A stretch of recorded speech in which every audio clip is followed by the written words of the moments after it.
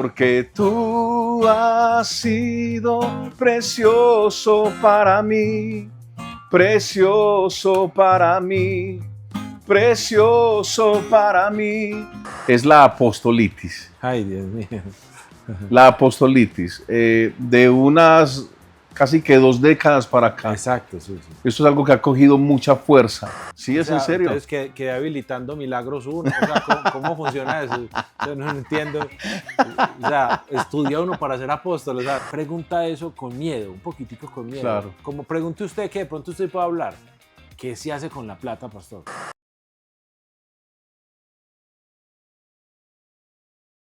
Felices y muy contentos de estar aquí en nuestro podcast llamado En Casa, con invitados que tenemos de hace mucho tiempo, que han significado mucho en la vida de nosotros. Hoy tengo el privilegio de tener a alguien del que le tengo un gran aprecio a él, a su esposa, a su hijo, a su iglesia, y es nada más y nada menos que el pastor David Obando. ¡Bravo! ¡Bravo! Pastor, bienvenido. Gracias, Fer. Qué rico que está por acá. Desde el primer capítulo hemos hablado, Steph y yo, que queríamos invitarlo, queríamos que nos enseñara un poco, porque sabemos el maestro que es usted y cómo ha influido en muchas vidas, inclusive esta iglesia que usted tiene, Roque de Salvación. Estamos muy contentos de que estés acá y bueno, ¿puedo preguntarle de todo o Claro hay cosas que sí. que no puedo hablar? No, no hay problema. Podemos hablar sin tapujos. Sí, porque le voy a preguntar muchas cosas de la iglesia. Yo creo que la iglesia necesita tener respuestas de un pastor, porque a veces nosotros tenemos dudas y uno dice, bueno, ¿a quién le pregunta a uno? Y a veces hay preguntas que uno no se atreve a hacerlas porque de pronto siente que le puede molestar a la iglesia o algo así. Entonces voy a tomarme el papel de la iglesia para preguntarle cosas y que usted nos pueda enseñar. ¿Está bien? Perfecto, está bien. Bueno, pastor, primero que todo, muchas gracias por estar aquí, a su esposa que está por aquí, está fuera de cámara, a su hijo que está enorme y gigante, delantero de ¿qué equipo? Ahorita está en el Inder. Está en el Inder, ya jugó en los Juegos Nacionales. Nacionales. Un pelado que lo van a ver y es excelente baterista. Lo conozco como baterista desde niño, tocando en la iglesia, Sí. el pastor tocando el piano. Entonces me parece hermoso, tocando el piano y al lado la batería le queda como por acá. Y ahí tocando la batería y bien medido, ¿no? Sí, ¿Y lleva cuánto tocando? ¿El que tocó al principio? la guitarrita. Una guitarrita de esas de juguete. ¡Ay, claro! Se paraba al lado y hacía Ay, así. no ¿te acordás? Que se hacía al lado de él con la guitarra de así. Ay, tan bello. Una bendición. Y ya ahora es el baterista oficial. Sí, es el baterista oficial. ¿Ya cuánto tiempo lleva tocando? Pues ya lleva 5 años tocando la batería como tal. Y está en clases. Son 5 años. Estuvo en clase un tiempo, pero ahorita está en clase de guitarra. ¿Le gusta más la guitarra? No, realmente le gusta más la batería, pero queremos que sea como versátil, ¿cierto? Claro, claro. Que Sí, sea que como aprenda. tú, que sea como tú. Que sea versátil, que aprenda todos los instrumentos, Claro. pero el fuerte de él por ahora es la batería. Sí, es que lo hace muy bien, lo hace muy bien. Súper bien. Pastor, volviendo al tema, hay muchas cosas que la iglesia, y lo hablo por la iglesia, uno no se atreve como a hablarlas. ¿Por qué? Porque en ese temor de que de pronto entre en el tema de la murmuración o eso, uno no se atreve a preguntar cosas. Yo se las voy a preguntar como si fuera la iglesia la que estuviera preguntando. Entonces, una de las preguntas que tengo es, pastor, si usted es pastor, su esposa se convierte en pastora automáticamente o cómo funciona esto? Bueno, realmente lo que acabas de decir es un argumento que se puede usar a la inversa y en muchos lugares se ha usado. De hecho, algunas corrientes del cristianismo, para rechazar el ministerio pastoral, siempre han dicho, o sea que si el médico es médico y es cirujano sí. y es esto, o sea que la esposa también es cirujana. médica, es cirujana o es doctora. Bueno, y la verdad es que no, ¿cierto? A mi esposa le dicen pastora, Sí, pero porque ellos lo han identificado. Yo nunca les he dicho, díganle pastora. claro, claro. Yo mismo lo Eso identificaron jamás así. sucedió. Sencillamente, ella con su corazón, Y su vocación, ella Sí. es muy entregada. con su corazón pastoreó.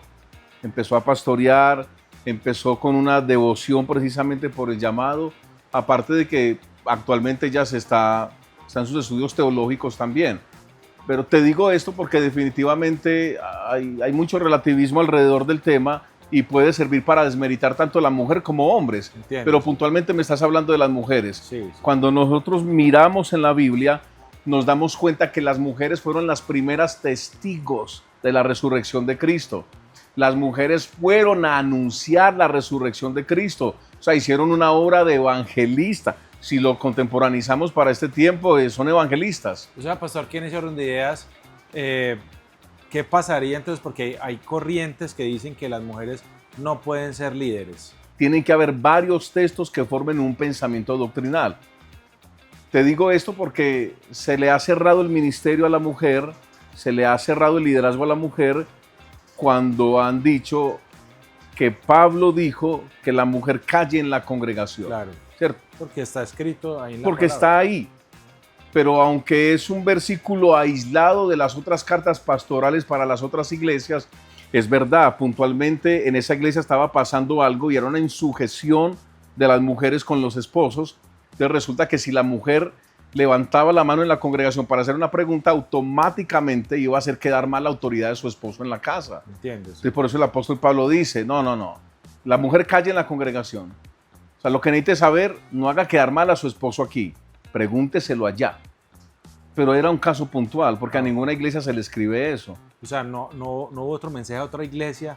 A que se le ninguna dijera otra eso, iglesia solo fue se le dijo particular eso, ahí. solamente a ellos. O sea, que es un tema de manejo, pues, en particular.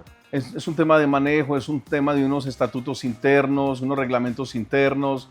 No se puede tener una base fundamental para desmeritar, porque yo lo que he visto con esto es desmeritar, es despreciar, pero coger un texto aislado y hacer una doctrina de eso es un gran peligro para la época, porque de esas malversaciones doctrinales se han formado muchos dogmas en este tiempo. Claro que sí. Pastor, bueno, sigo por la misma línea. Que si ella puede o no predicar o no predicar en la iglesia. Bueno, y ahora resulta que hay personas que ahora son...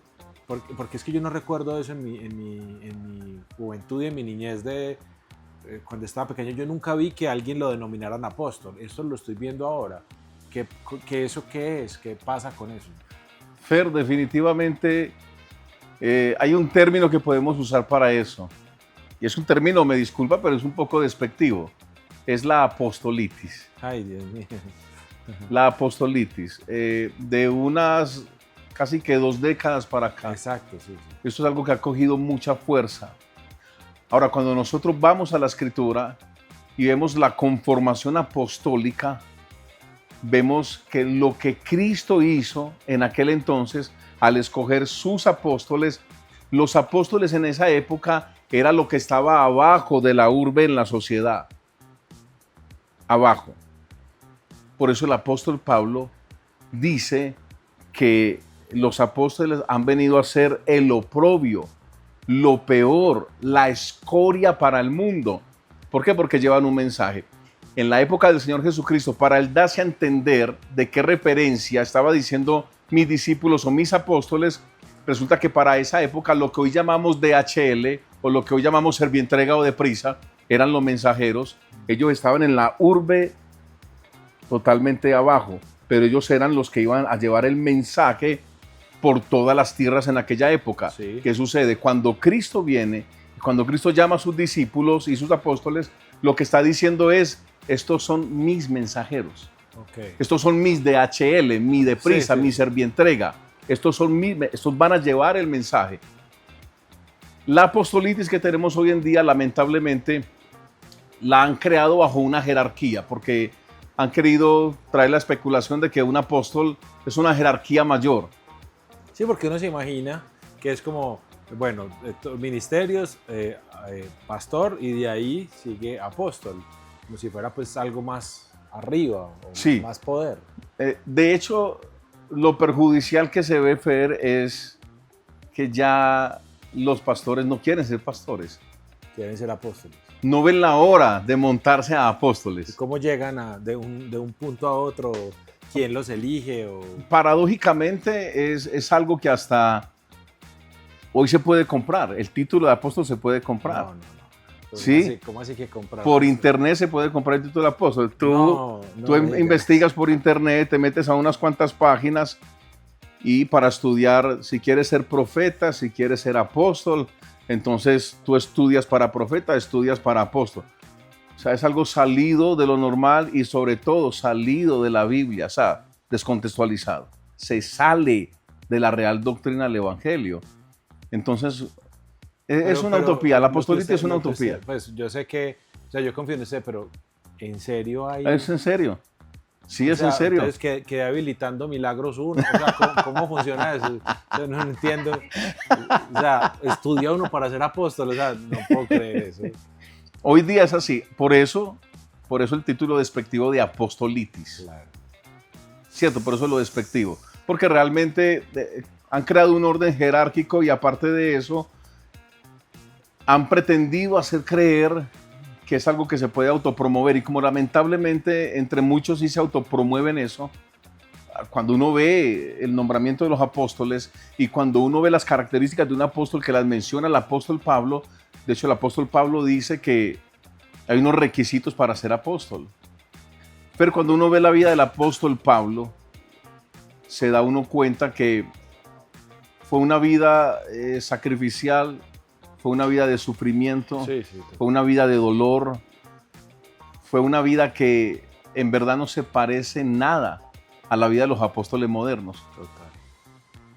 Hace un buen tiempo vi un video del pastor Josué Irión, un conferencista evangelista de muchos años, todavía predica.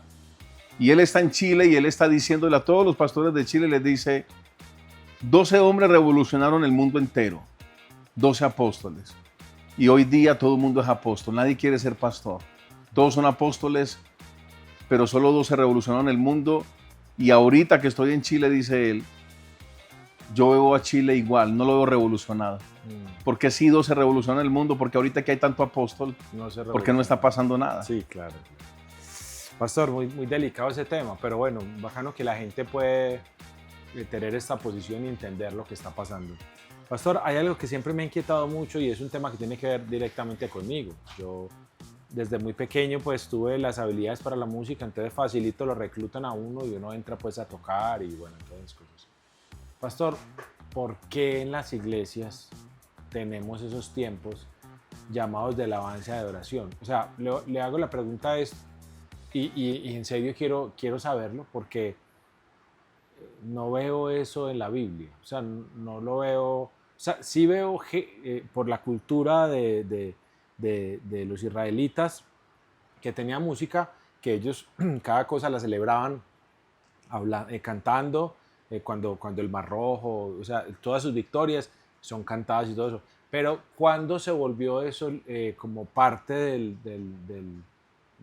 ofrecimiento de un domingo en la iglesia? O sea, me refiero hace mucho tiempo en mi búsqueda y preguntarle al Señor cosas, alguna vez alguien me invitó, me dijo, quiero invitarte a guardar el sábado. Yo no, pues como cristiano siempre hemos tenido claro, digamos, el tema, pero bueno, yo dije, bueno, igual si lo hago, no pasa nada, y fui ese día, compartí con ellos y yo sí me di cuenta que podían cantar algo, pero nada parecido a lo que de pronto uno hace, que entra, que canta, que la canción le da vueltas, que la ministra, que llora la gente, que sale al público, que hay, inclusive con lo que como se hace ahora. Yo sí quisiera preguntarle, no porque sea malo o bueno, sino de dónde sale la idea de que en los cultos de nosotros tenemos que tener ese tiempo con esa sensación como de desdoble, por darle un nombre.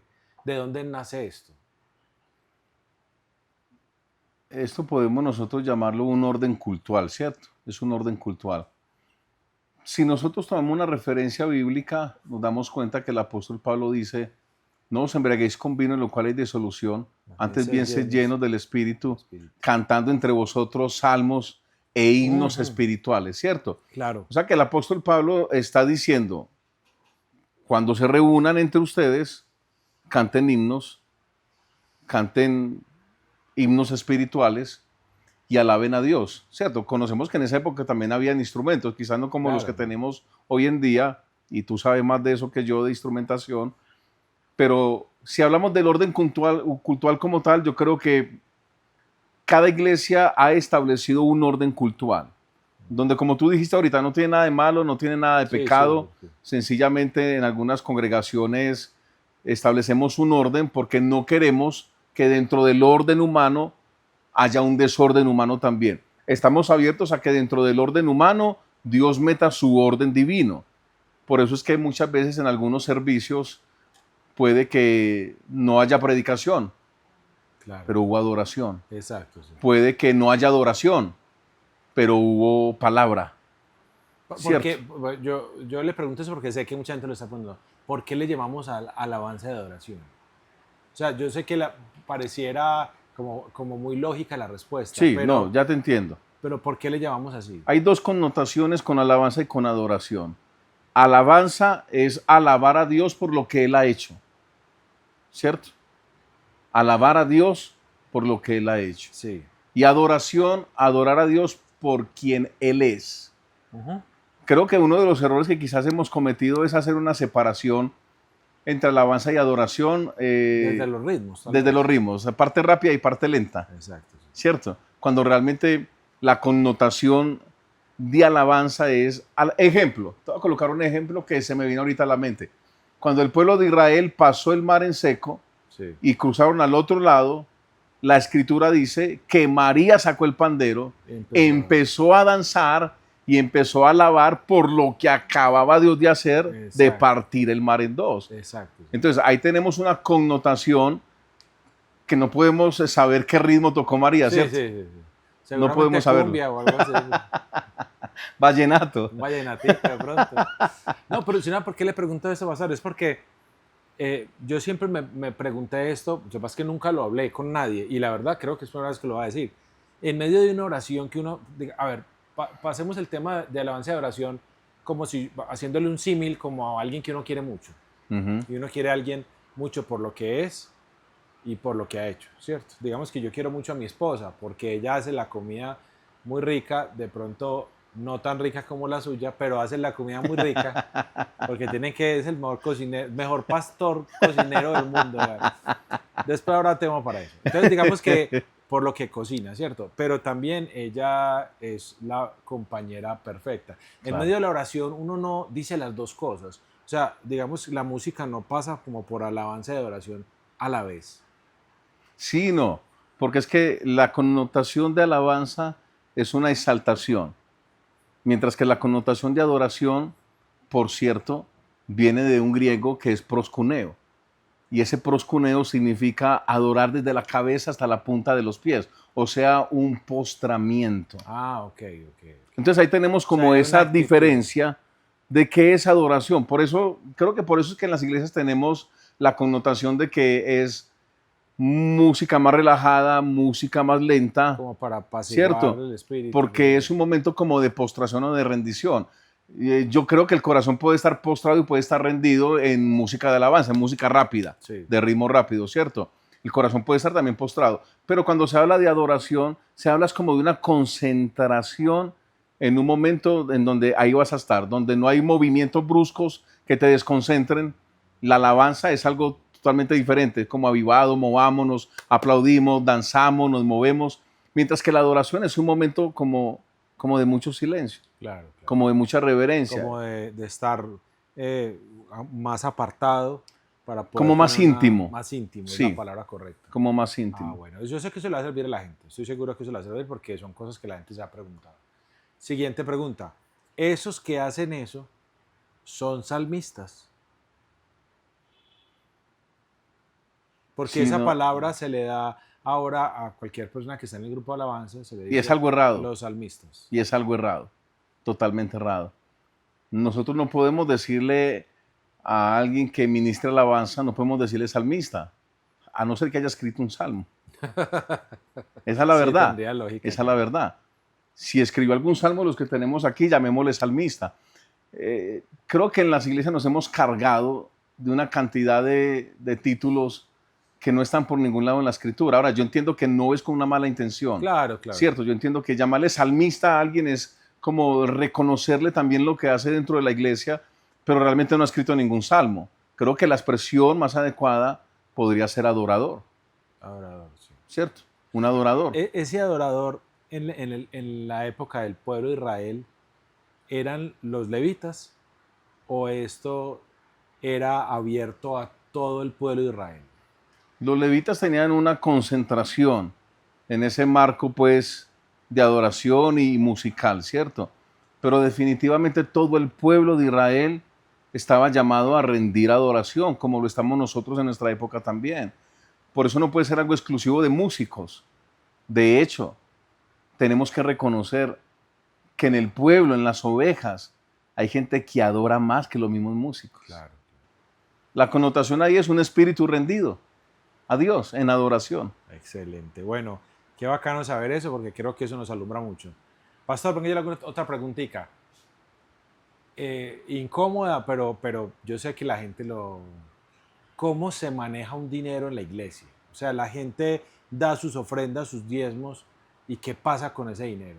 Se lo pregunto porque no se imagina cuántas notas me han llegado a mí diciéndome, pregunte eso, porque yo les había comentado que iba a traer un pastor para hacer preguntas.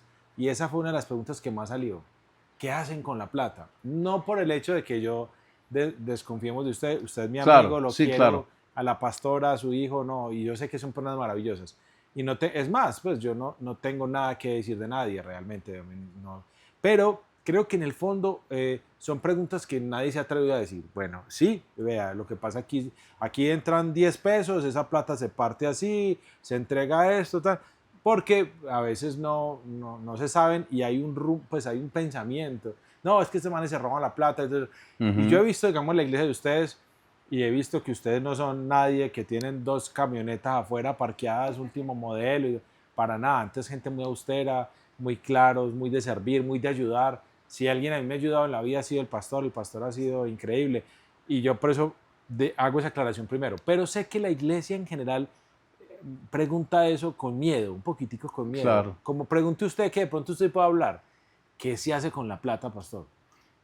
Es un tema que tiene que manejarse con mucha transparencia, ¿cierto? Sí.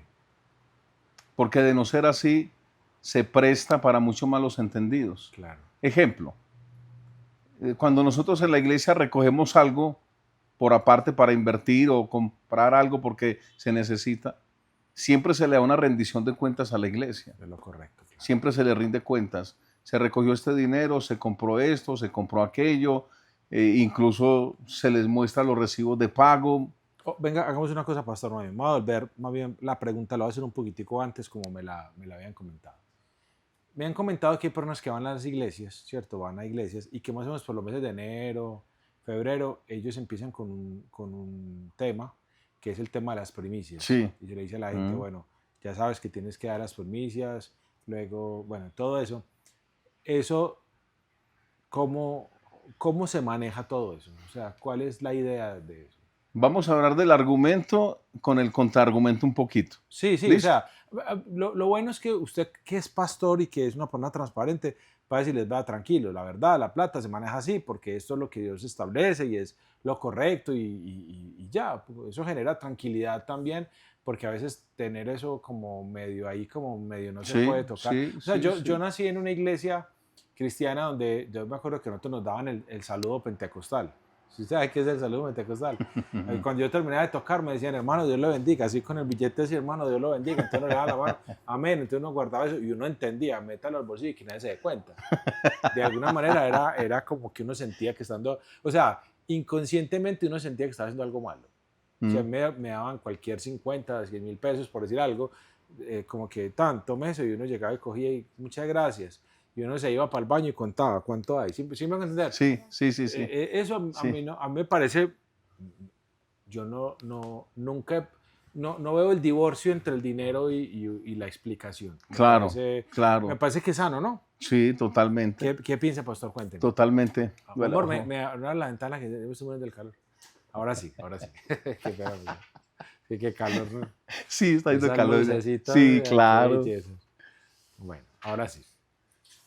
¿No le molesta la pregunta, pastor, también? No, para nada, para nada. Antes te cuento que recientemente estoy predicando un tema en la congregación que se llama Fábulas y manipulaciones respecto al dar versus la verdad bíblica. Oiga, pues, ya saben, para que deberíamos dar las redes para que la gente vea eso. Eso me parece interesante. Claro que sí. Lo dejamos ahí en el abajito, ¿sí? En la descripción, podría ser. Justo hemos estado hablando de ese tema. Las primicias, tanto como los diezmos, las ofrendas, es algo que se ha violentado mucho. Se ha violentado, se ha abusado. Por eso el título de mi tema, fábulas en cuanto al dar, ¿cierto? Porque hay muchas fábulas alrededor. Hay mucha presión, hay mucho engaño, esa es la verdad. Hay mucho engaño para provocar que tras una descontextualización bíblica la gente crea lo que el texto no está diciendo por ningún lado. De hecho, te voy a dar un pequeño referente. Siempre se tuvo la mala interpretación de que cuando alguien pasa al frente, lleva la ofrenda o pasa al diácono o el ujier y recibe la ofrenda, entonces se le decía, o se le dice en muchos lugares, 100 por 1, 100 por 1, 100 por 1. Cuando realmente la connotación bíblica, el 100 por 1 no tiene nada que ver con dinero. Claro, claro. La connotación bíblica es que es para los que oyen y guardan la palabra de Dios.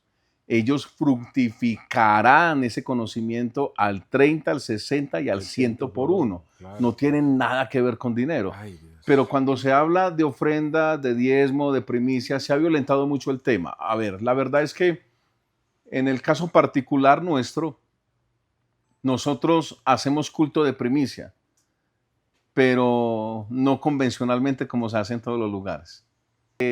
Finalizando la predicación, yo las regreso, pero ya a personas diferentes. Sí, entiendo. Ya las regresamos, empezamos a repartir, empezamos a darles a todos para que tengan una connotación distinta de culto de primicia, para que sepan más bien que en ese primer, bien sea día del mes o el mes primero del resto del año, la gente tome una decisión de entregarse a sí mismos a Cristo.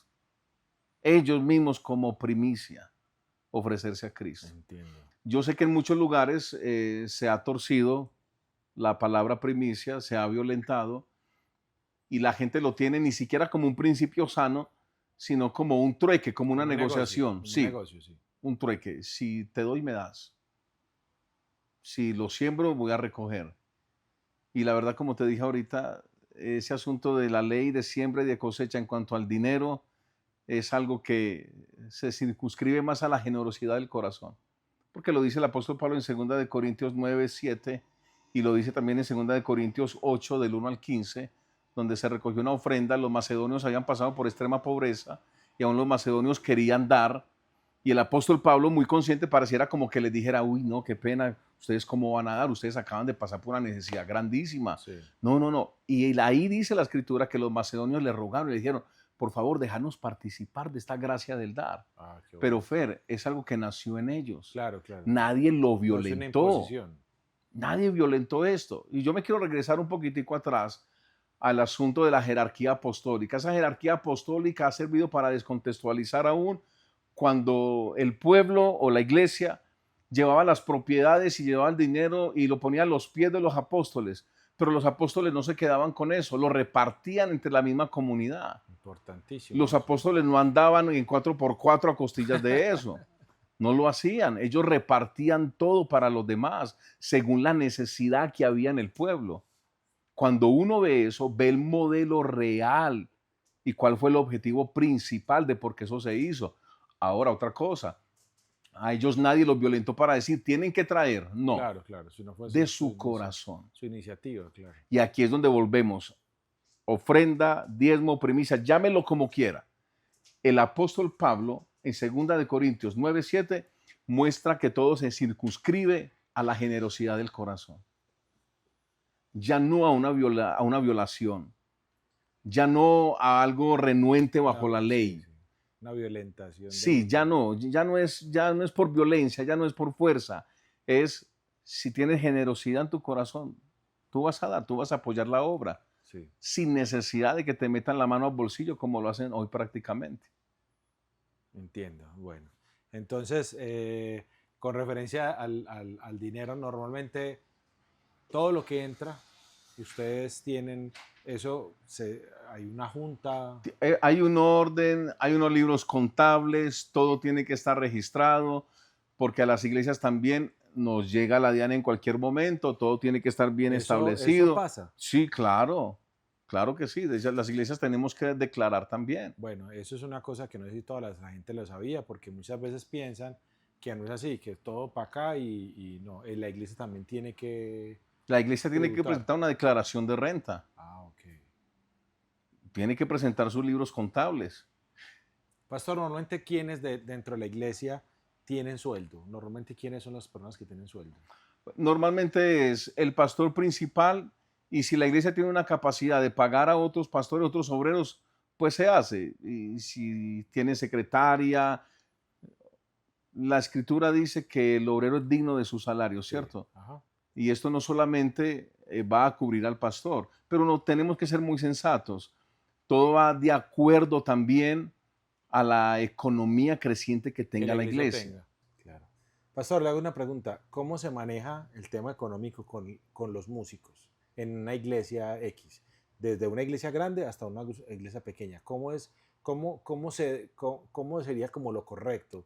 Me refiero a lo siguiente. O sea, ahorita precisamente estábamos hablando fuera de cámaras y hablábamos acerca de una banda cristiana, para no decir el nombre, que tocó acá en Medellín y el cobro de su presentación fueron $50,000, ¿cierto?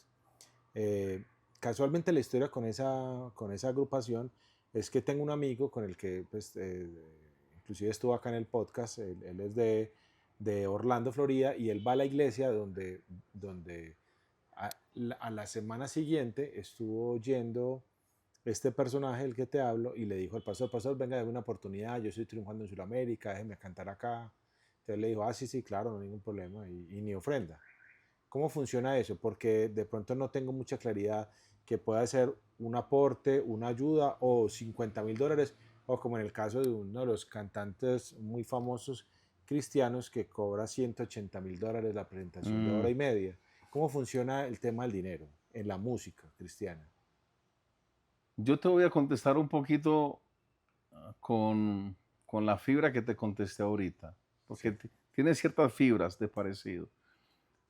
Creo que con base al poder adquisitivo que la iglesia tenga, la iglesia podría mirar si podría pagarle a sus músicos. Los músicos pueden ser muy conscientes y los músicos pueden mirar Pastor, una perdón, congregación. perdón la pregunta, pero $50,000, Ah, no, no, no, $150,000 no, dólares. ya vamos hacia allá. Yo te estoy dando una respuesta en cuanto, porque ahí me estás hablando de artistas, yo te estoy hablando de músicos dentro de una iglesia, ¿cierto? Ya esos Pues son artistas, sí, entiendo lo que quiere decir. ¿cierto? Hay una gran diferencia ahí. Con el asunto Que si quiere de, se la dice la gente, que me parece importante que la gente entienda eso. sí, claro, con el asunto de los músicos locales de una congregación, ellos mismos creo que pueden ser muy conscientes. Si los músicos ven que el pastor vive de lujo tras lujo, Sí, obviamente. de viaje tras viaje, estrenando camioneta tras camioneta, Sí, sí, claro. el iPhone, el último iPhone y toda esta cosa, y no hay una honra para los músicos. Yo creo que ahí se está cometiendo una injusticia. Claro, claro. Pero si los músicos saben que evidentemente lo que hay es para pagar el mismo lugar, Claro, claro. para sufragar los gastos, para poder avanzar, los mismos músicos son conscientes y dicen, no, realmente, o sea, no hay para pagarme a mí, no hay. Entonces ahí es cuando los músicos toman su arte y toman su profesión en una línea de trabajo, una línea laboral como cualquiera, ¿cierto? Una línea laboral. Sí, sí, sí. Ya por el otro lado, que hablamos de los artistas que cobran hasta $150,000. Uno de los que Uno de los conozco. tantos. Aquí es donde uno dice, bueno, venga, si hay para pagar $150,000, ¿por qué no hay para honrar a los que son locales? A los que están ahí domingo tras domingo dándole, dándole, sino que a ellos se les dice que es un servicio para la obra del Señor, Amén. ¿cierto?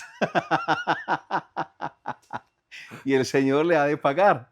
pero al de afuera sí le dan 150.000 Eso no, dólares. eso no lo entiendo. Eso no lo alcanzo a entender porque, o sea, yo tengo mi agrupación y digamos que Dios en un, porque Él tiene, pues él es soberano. Si Él Sí, quiere mañana que las canciones que yo estoy haciendo sean muy conocidas, yo me lo pregunto, hemos tenido reuniones adentro. Cobraríamos 150.000 dólares siendo muy conocidos. O sea, no sé, eso me, me- me preocupa. Porque, digamos, hace poco, bueno, hace poco no, nos llamaron para un concierto y nos dijeron, ve, queremos que vamos al municipio de San Carlos. Y nos dijeron, ¿cuál es su tarifa? Y yo me acuerdo que hablando Estefa, yo le dije, esto lo va a pagar la alcaldía, pueden pagar bien, toda la cosa. Y le decía, pero yo no lo quiero hacer. O ujú, sea, yo no quiero llegar a decir, bueno, vale tantos dólares y así lo pague la alcaldía. O sea, es que yo no sé, hay algo dentro de mí que me dice, si estamos tratando de salvar gente. O sea, claro. entonces yo lo que dije fue, vea, y eso fue lo que yo les dije, vea, un día de trabajo de un músico en cualquier parte vale esto. Y el transporte de allá para acá y de aquí para allá y de allá para acá vale tanto. Y que nos den un almuercito vale tanto. Ajá. Me dijeron, listo, de una. O sea, ni lo pensaron, pero sí, de una. Muy barato. Sí. Pero es que no sé, Algo justo. no sé. O sea, es que me preocupa el desbalance. Sí, O nada, o 150.000 dólares. Es que yo me ponía a pensar, yo, uy, es que uno hace negocio, sí, 4 concierticos mensuales y uno arregla la vida. No, definitivamente. me parece muy, muy delicado ese tema.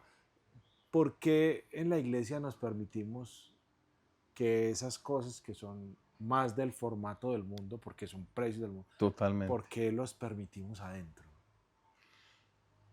Yo creo que caímos en un gran error, Fer, y fue de las cosas más pequeñas. Yo creo que todo empezó a estar mal desde que dejamos de ver a ciertos personajes como nuestros hermanos en Cristo y los empezamos a ver como actores de Hollywood. Mm. Desde ahí todo empezó a estar mal.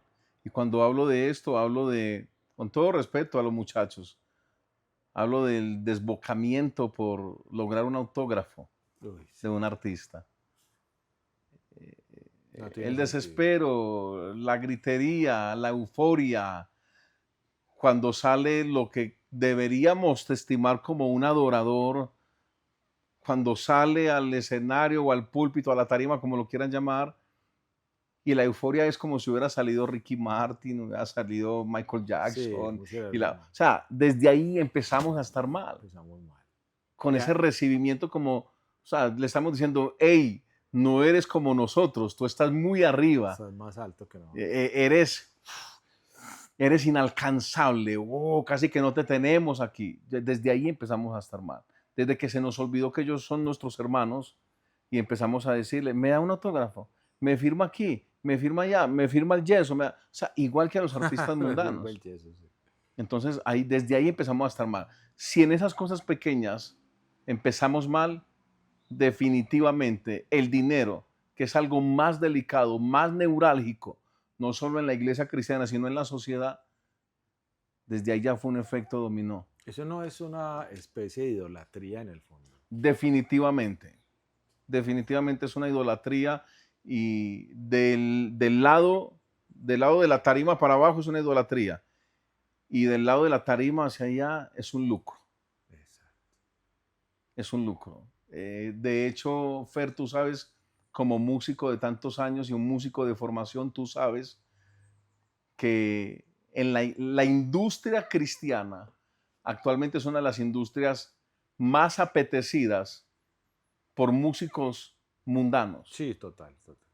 Músicos mundanos, músicos que saben que si sacan una buena canción cristiana les va a pegar.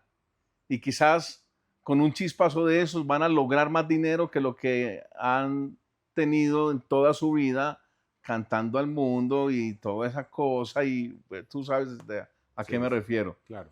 Porque hay un mercado ahí. Hay un mercado. Yo te digo algo. Yo me atrevo a afirmar, me atrevo a decir que muchos de los que hoy la gente considera artistas son solamente eso, Artistas. porque si no les pagan los $150,000, vienen. no están. Es más, han habido ocasiones en donde muchos de esos artistas les tienen que depositar el 50% ya, Claro, claro. y cuando van a subir a tarima le dice, ya me consignaste, Y si no, no me monto. si no, no subo. Si no, no subo. Muéstrame la consignación. Ah, ya está la consignación. Ahora sí vamos a adorar. Ay, qué peligro. Ahora sí vamos a cantar. Eso me parece Es peligroso. muy delicado. Peligroso porque es cuando volvemos la iglesia una empresa sostenible. Empezamos a decir cuántas boletas hay que vender, cuánto tan, y cuánto me queda a mí, y los que tercerizan. O sea, y entonces, ¿dónde quedaron las almas, pastor? Es muy delicado. Es cuando se deja de tener al dinero como un medio y se empieza a tener como un fin. Es muy delicado. Alguien dijo una frase muy valiosa y es, el dinero puede llegar a ser un excelente esclavo, pero un pésimo amo. Y eso pasa dentro de la iglesia también. Claro que sí. Pastor, si digamos estos predicadores cogen el estadio y lo llenan, y yo he visto un formato que es como que ese líder llega y hace como un poder. Pues digamos que yo lo veo así, envía un poder.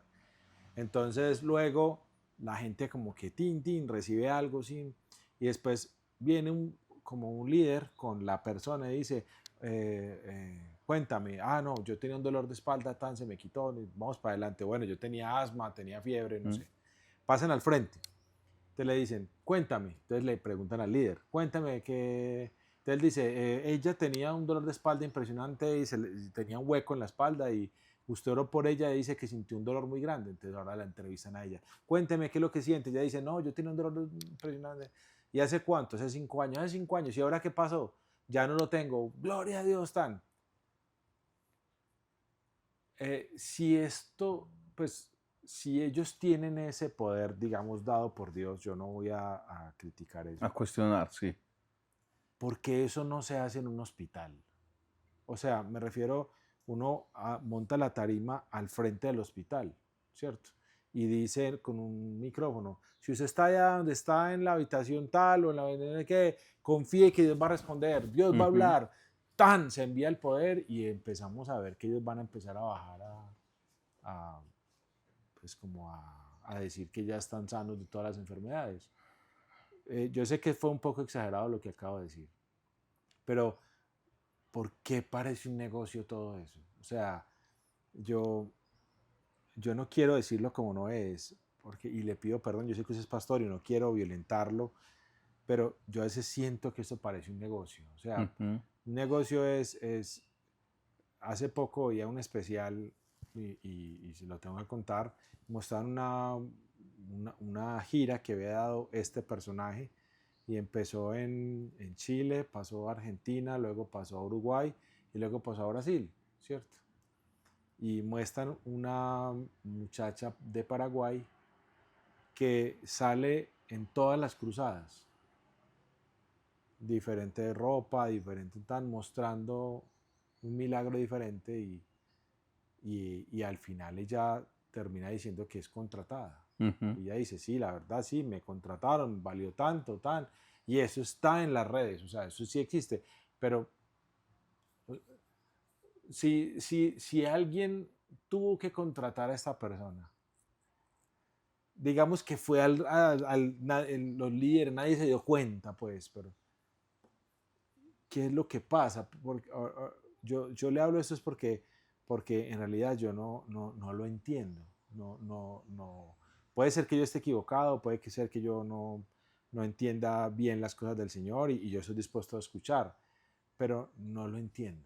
No entiendo porque el Dios que yo conocí en la palabra de Dios está escrito desde el Génesis hasta el Apocalipsis, viendo todo por fuera de la iglesia, o sea, todos los milagros, todas las sanidades, todo. Yo no veo nada adentro de un culto. O sea, no veo a ver, pues que alguno de los personajes bíblicos le pasó algo que está escrito en la Biblia y lo de Elías, por ejemplo, y todo eso fue adentro de un culto, ¿sí me hago entender? Entonces estaban los profetas de Baal y todos metidos en la iglesia y entonces él hace tal. O sea, yo veo que todo el evangelio es escrito afuera de la iglesia, Ujú. pero en un momento dado en nuestro occidente todo se metió adentro y las cosas que pasan adentro solo pasan adentro, no pasan afuera.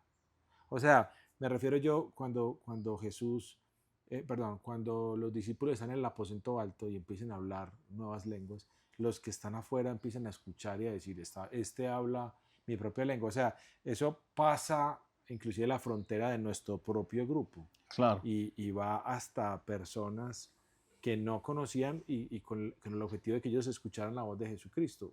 Y me encanta eso, pero ¿por qué esos milagros y todo eso ya ahora solo está metido dentro del bloque de las paredes de la iglesia? Ujú. Afuera ya no pasa. O sea, es como una noche de gloria impresionante y entonces Dios hizo milagros, ¿por qué las paredes de la iglesia son lo que delimita? O sea, si al lado hay un edificio con personas, ¿por qué el poder no supera las paredes? ¿Por qué los que están enfermos en el edificio del lado, por qué no se curan? La palabra dice que los enfermos se curaban con la sombra de Pedro. Ellos no Ujú. estaban ni siquiera, o sea, no sé si me hago entender, o sea, porque todo ahora se metió adentro de las paredes de la iglesia, porque no trasciende hacia afuera. No sé si me hago entender la Sí, te pregunta. entiendo. Yo te entiendo. Creo que No, es hay... una generalidad, no digo Sí, que sí, todo. claro, claro, claro, totalmente. Hay varias connotaciones. La primera es que, bueno, al Señor Jesucristo lo acompañaban estas señales tanto afuera como adentro, ¿cierto? Claro, claro, claro. Adentro también porque cuando le llevan eh, al, al hombre que está paralítico y lo bajan por el techo, cuatro amigos, Jesús está en una reunión, ¿cierto? Que se puede tomar como un Como la culto, iglesia, sí, sí, claro. porque es una asamblea donde era el mismo Cristo donde estaba hablando, charlando y estaba formando a la gente. Entonces, esas manifestaciones se daban tanto afuera como adentro. Yo entiendo lo que me estás diciendo, hablándolo contemporáneamente, ¿cierto? Lo que sucede hoy en día, tanto con las cruzadas de sanidad y milagros, como con lo que se llama culto de señales y milagros dentro de unas iglesias. Ujú. Yo creo que han pasado cosas genuinas, Total. como también sé que han pasado cosas donde ha sido manipulación. Eso no se puede negar. Ha habido manipulación. Ha habido asuntos tan triviales porque es muy fácil decir en una reunión de 100 personas, o pongámosle 500 personas, es muy fácil decir, aquí hay alguien con un cáncer. Entonces, yo menos que usted ha escuchado la historia de ese señor Matt Joe de los 70, Sí, claro. que Mark you God. Sí, él cuenta la historia sí. y él dice, es que, Un lobo se confiesa, se llama el documental. y él mismo lo dice, él llega un momento y dice, si yo abro la radio y digo, yo sé que hay una señora que tiene una plata, entonces él hace la estadística y dice, si Sí, me escuchan tantas claro. personas, Sí, alguien claro. va a responder. Y es que hay algo que se llama la ley de las probabilidades. Y Exacto. en la ley de la probabilidad va a ser imposible que no haya alguien con cáncer, que no haya alguien con sida, que no haya alguien con dolor de cabeza. Sí, exacto. Creo que definitivamente, Fer, hay gente que aprendió a manipular muy bien, esa es la verdad. Y en esa ley de probabilidades, ellos buscan hacer un montaje que pueda sostener quizás lo que realmente termina siendo más espuma que una realidad.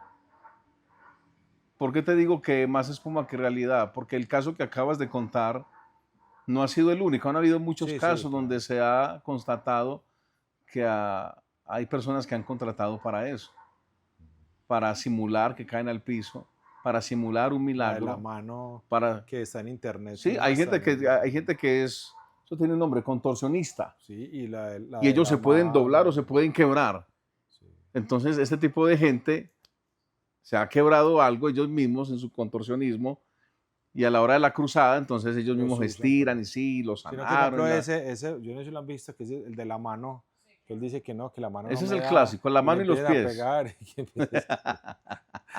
Eso es como insultante a la Ahora, inteligencia, nosotros pero sabemos que el Espíritu Santo hace eso y más, ¿cierto? Sí, no, pues es que... Pero que hay lugares y hay sectores del cristianismo Pero que es que eso tiene, lamentablemente han fabricado eso, que se llaman glorias pero fabricadas. eso tiene mucha fuerza ahora, pastor. Mucho, demasiado. Demasiado porque es que es apelar al sensacionalismo, Fer. Y por la O sea, necesidad ¿por de qué la la gente, gente va al supongo. brujo? Porque la gente tiene sensacionalismo. ¿Por qué la gente va a que le lean las cartas, el tarot, el tabaco? Porque la gente tiene sensacionalismo. Y cuando dentro de la iglesia evangélica le alimentan el sensacionalismo con el fetichismo, entonces es como si se encontrara el manipulador correcto con la gente manipulable correctamente también. Vemos lo que está pasando hoy en Sudán, nos damos cuenta que allá sí se está viendo un evangelio crudo y real. Y en Nigeria. Un evangelio crudo y real. Un evangelio sin shows, sin contratar a nadie. Un evangelio sin hacer presión para primicias, ofrenda, diezmo. Nadie se está autopropagando apóstol. O sea, no hay tiempo de eso. Hay solamente tiempo para sufrir. Exacto. Solo hay O tiempo sea, para sufrir por Cristo. No de, hay tiempo de- para nada más. de hecho, pastor, si me permite, yo tengo un amigo, yo estuve pues en Alemania, ¿cierto? Allá haciendo un trabajo discográfico cristiano y conocí al hijo de esta persona, que es ciudadano español. Él es español, pero está viviendo allá en Alemania y conoció una iraní. Se casa con ella, se casaron ahorita en octubre, pero yo les pregunté a ella, pues, le pregunté cómo es la vida allá. Me contaban que ellos allá no pueden, o sea, toda la información de adentro no puede salir porque es muy peligroso, no se puede hablar. Pero bueno, no voy a decir nombres, entonces no va a haber forma de que sea. Pero me cuentan que exactamente lo que es impensable que suceda, sí sucede allá. Y es como un barrido de cristianismo. Entonces pasan por sospechando, estos son cristianos, estos son cristianos. Y van, ¿ustedes son Tremendo. cristianos? Sí. Entonces ustedes tienen ejecución hoy a las 6 de la tarde en el parque principal. Y que hay unos manes allá apuntando, tan, y que les preguntan, y es uno por uno, no es como que los filan a todos y no, es uno por uno y después les preguntan, ¿usted es seguidor de Jesucristo? Sí, todos. Ta, ta, ta, ta, ta. Ahí quedó tirado en el piso. Siguiente. Y decían que eso no sale pues no sale en A la noticias luz. ni en ninguna parte y que con riesgo de muerte, o sea, no se puede tocar el tema. Y la persona me decía, usted no sabe las cosas horribles ver un parque lleno de cadáveres montados uno encima de otro de cristianos. Tremendo. Así es. Entonces, claro, usted tiene toda la razón, que quién se va a poner a preocuparse si es apóstol o qué en un mundo donde están viviendo ahora sí la persecución real y el sufrimiento real. Pastor, la última pregunta que le quería hacer, y con esto vamos a terminar. Cuando yo estaba pequeño, mi mamá fue pastora y recuerdo que nosotros escuchábamos música cristiana y la música que escuchábamos siempre tenía una invitación. Digamos que en esa época no era tan normal tener canciones de alabanza y adoración. Estoy hablando de principios de los 90, finales de los 80. Era muy normal escuchar canciones como La Tribulación, De Marino, de claro. Marino, y escuchar canciones que hablaban sobre la venida de Jesucristo. Uno de mis grupos favoritos, que se llama Antonio Lozano, que era de la iglesia de Claro. Maranata, tiene una canción que llama Cristo viene ya, y bueno, Sí. siempre me ha Y una del gustado. anticristo. Y una del anticristo que me encanta, porque uno lo piensa ahora, es música así puro funky, súper Sí, bueno, sí, pero con sí, ese sí. mensaje todo trascendental. Mi pregunta es, ¿por qué ya no se habla de la venida de Jesucristo? Porque yo creo que en 20 años, haciendo más o menos un cálculo, en 20 años no he escuchado la primera predicación que hable sobre la venida de Jesucristo. ¿Por qué ya no se habla del tema? La respuesta no es sencilla. Es simple, pero es dolorosa. Es porque la gran mayoría ya no cree que Cristo vuelve. ¿Cómo así, La gran pastor? mayoría de cristianos ya no creen que Cristo vuelve. Eso es una cruda realidad, pero es verdad. Es verdad. la gran mayoría de cristianos ya no están esperando a Jesús, porque hay tanto acomodamiento con este sistema. La gente no quiere renunciar a este sistema, la gente no quiere renunciar a sus lujos, a sus mansiones, así sean evangélicos. Ellos están muy cómodos en esta tierra, no se quieren ir de esta tierra. Se les olvidó que arriba es mejor que abajo. Y por eso ya no se predica de la segunda venida de Cristo. El apóstol Pedro habla de eso y el apóstol Pedro dice, el Señor no retarda su venida según algunos la tienen por tardanza, sino que es paciente y clemente, no queriendo que nadie se pierda, sino que todos procedan al arrepentimiento. Muchos se cansaron de esperar, Fer. Esa es la verdad. Muchos se cansaron de esperar y tenemos el fenómeno de las 10 vírgenes, las 5 insensatas y las 5 sensatas. La escritura dice que las 10 cabecearon, las 10 quedaron dormidas, no solamente las insensatas, las sensatas también. Pero cuando las sensatas despertaron, dice la escritura, dice el mismo Señor Jesucristo, que las sensatas tenían aceite en su lámpara. Aceite es el sinónimo del Espíritu Santo, de la presencia de Dios en la vida. O sea, de que estaban esperando. Mientras que las insensatas no tenían aceite, quiere decir que ellas no estaban esperando. Ellas no tenían comunión, ellas no tenían intimidad. Por lo tanto, ellas ya no estaban esperando al esposo. Pero las sensatas dormidas despertaron y dijeron, ahí viene el esposo, porque dice que se oyó una voz. Se oyó un clamor, dice la escritura, que decía, ahí viene el esposo, salid a recibirle. Pero ellas tenían presencia. Ellas estaban esperando. ¿Cuál era la evidencia de que estaban esperando? Había aceite en la lámpara. Ahora, estas prudentes tipifican un creyente normal que ama a Dios y que en algún momento se puede distraer. Sí, que ama a Dios y en algún momento se puede dormir. Sí. Digamos en su trabajo, sin hacer Totalmente. nada malo, necesariamente nada malo, pero va al trabajo, vuelve, tiene su familia, Sí. y de pronto Sí. no está mucho pensando en que Jesucristo regresa, no hace nada malo tampoco, pero puede estar Pero dormido. tiene una conciencia que aunque esté distraído en otras cosas, tiene una conciencia que le dice, hey, lo que está pasando no es normal a nivel mundial. Cristo está a las puertas. Así yo haya escuchado esto 20 años atrás, 30 atrás, 50 atrás, así mis abuelos digan, a mí también me decían eso, que Cristo venía y Cristo no ha venido. El que está esperando a Cristo, si siente aquí algo en su corazón de que Cristo sí va a venir, entonces va a tener la tendencia de despertar, que es lo que conocemos como avivamiento. Claro. Esa persona se va a avivar y va a despertar, mientras que las insensatas van a despertar sin aceite, porque no estaban esperando. Si lo hubieran estado esperando, tendrían aceite. Y creo que ahí es donde radica el gran problema de por qué algunos no están esperando a Cristo. Es porque realmente no hay aceite. Puede haber espuma, pero no hay aceite. Entiendo. No hay presencia, no hay intimidad. Quizás hay mucho show, porque creo que lamentablemente hemos sido muy permeados por farándula. Hoy en día hasta hay farándula cristiana. Sí, exacto. Sí. Hay alfombras rojas Sí, y todo sí. eso. Hemos sido muy permeados por eso. Yo creo que todo eso se ha convertido en un foco distractor para que haya muchas insensatas donde se les acabó el aceite y ni cuenta se han dado. Claro.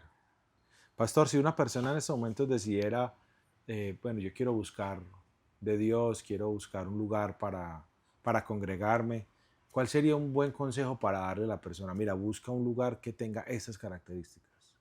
Ese es mi consejo, que alguien busque un lugar cristocéntrico, bibliocéntrico, que sientas que estás siendo formado espiritualmente y sobre todo que no te sientas manipulado, que sientas la libertad de seguir a Cristo, porque el seguir a Cristo no es una carga, seguir a Cristo es una libertad. Ahora, para nosotros sabemos que no es una opción, porque no tenemos otras opciones, para nosotros es un único camino, pero debe ser un camino de libertad.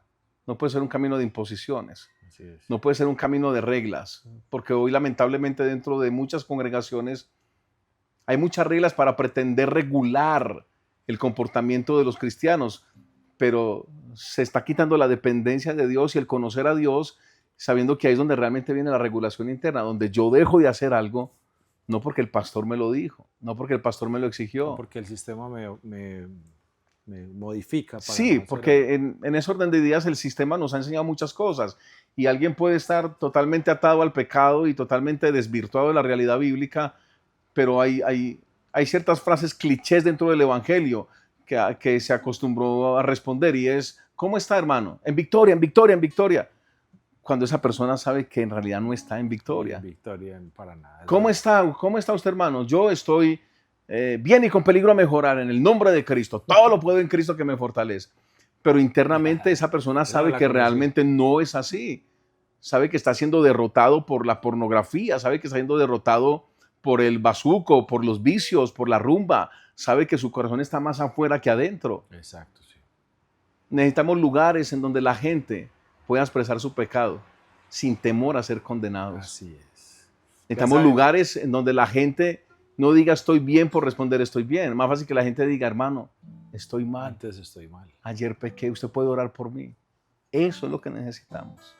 Bueno, acá hay una iglesia, por si a alguno le interesa. Es una iglesia muy especial. Es una iglesia que yo tuve la oportunidad de estar allá y aprendí muchísimo. Pastor, ¿dónde queda? Estamos en el barrio Prado Centro. Está la carrera 50, número 6645, 3 cuadras arriba de la estación Hospital del Metro, subiendo por la calle Barranquilla. Si viven por ahí cerquita, ¿tienen algún celular? De pronto, si alguien quiere hablar con ustedes. Así Sí. como me ha servido a mí, de pronto...